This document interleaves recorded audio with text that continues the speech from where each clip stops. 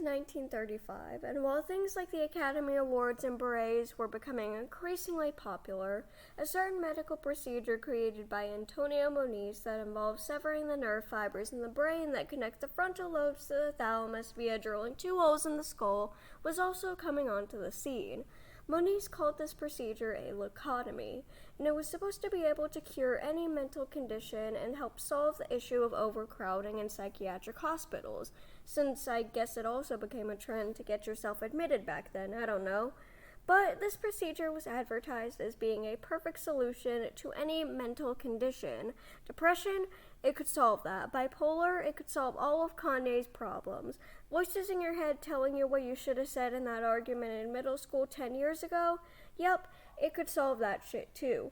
Moniz even received a Nobel Prize in Physiology and Psychology for this incredible surgery.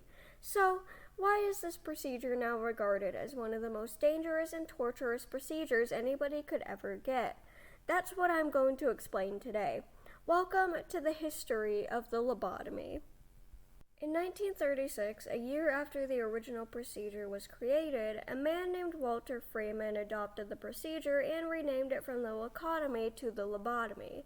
And like I said earlier, this was advertised as being the #1 cure for all mental conditions, and also because it was the 1930s and women weren't allowed to have feelings, this procedure was also performed on women who were deemed rebellious and defiant for having opinions, but we'll get to that later. This procedure was meant to be an alternative to padded cells, straitjackets, and incarceration, but Freeman took this a step further. He said that not only could it cure any mental disorder, but it could also cure stomach aches, migraines, joint aches, anything wrong with you that you can think of.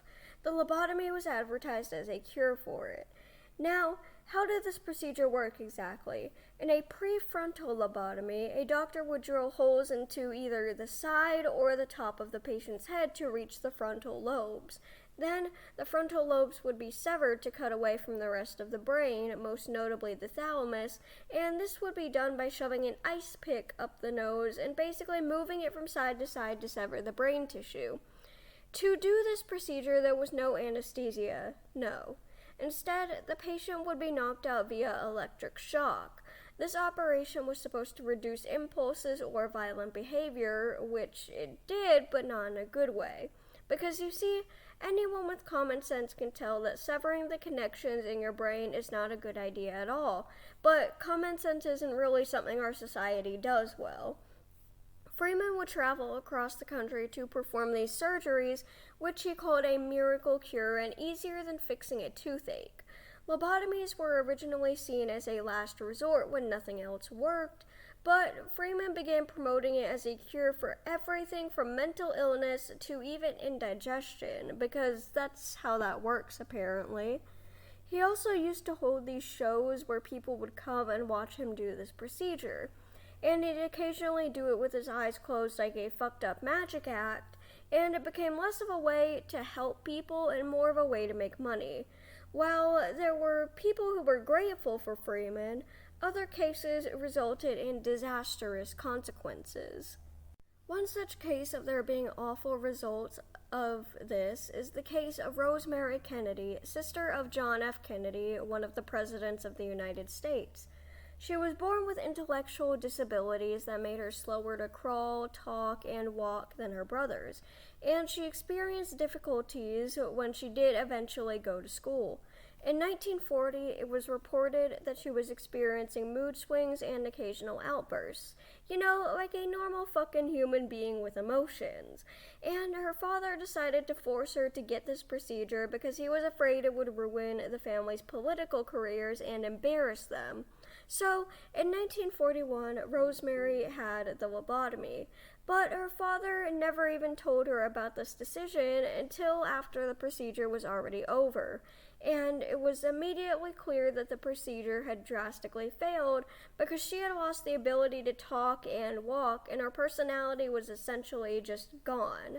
Her intellect reduced to that of a 2-year-old child, and because her father didn't want to be embarrassed by it, even though it was entirely his fault, they had her institutionalized at St. Coletta School for Exceptional Children in Jefferson, Wisconsin, and was initially isolated from her family, even though she got closer with them in later years. This is just one instance of a lobotomy gone wrong like this.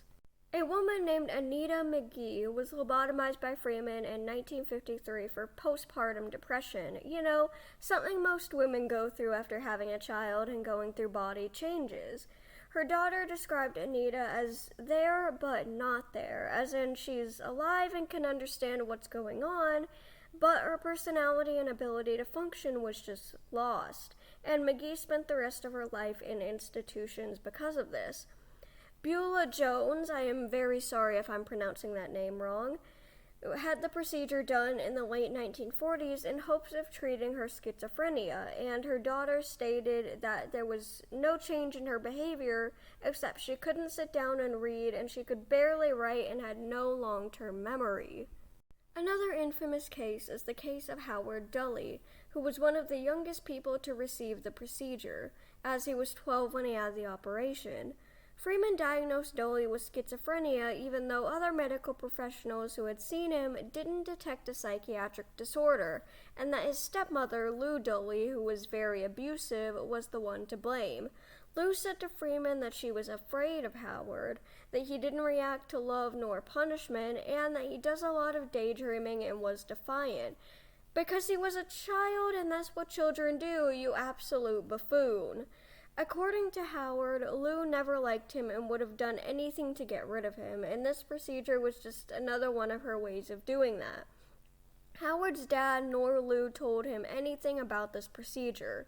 He didn't know he was getting it, so he had no say in it, but once Lou realized the operation didn't turn Howard into a complete vegetable, he was kicked out of the house.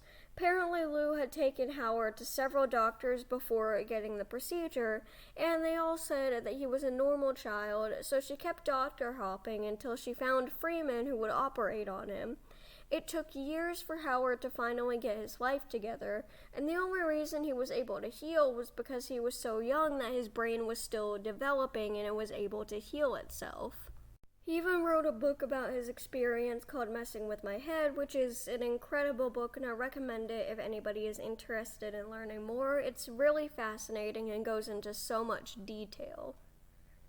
It's no secret that we've come a long way in how we treat psychiatric disorders and how we view personalities and the brain. However, it doesn't change the fact that this horrible surgery that was once adored is now illegal to perform because of what it turned people into. They used to call it a soul surgery, but all it did was take the souls of innocent people who, most of the time, didn't even need it and had nothing wrong with them. This is a part of history that we should never repeat, and a part of history that's as dark as it is disturbing. Thank you for joining me on this journey in this video. I know it's short, but I'm trying to get back into making more videos and didn't want to make a super long one to start off with. But if you do want to see more and possibly longer videos, please leave a like and subscribe if you want to. It's totally free and you can always change your mind. Stay safe, and I'll see you all in the next one.